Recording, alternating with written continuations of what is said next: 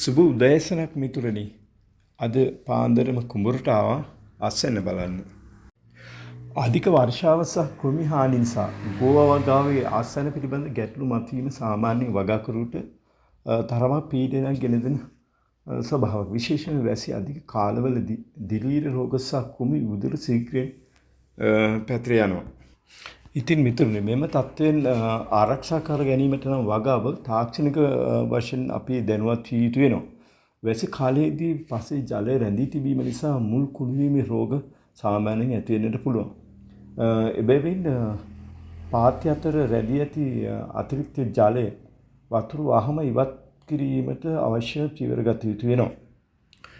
වැසි අවස්ථාවේදී දියමලන් කෑම හෝ කොළ කුණුවීම වැළැක්වීමට නිර්දේශ දිවීර නාශකයන් කිහිපයක් පාවිච්චි කරන්න පුළුවන්. මැට් කොසෙප් හෝ නැත්නම් කොපා අඩංගු සංයෝගයක් මේ සඳහා භාවිත කරන්න පුළුවන්. කොළවලට හානි කරන කුමින් පාලනයත් ඉතාමත් වැදගත් වෙනවා. ගෝවා පත්‍ර විදින දලබුව විශේෂම කුමින්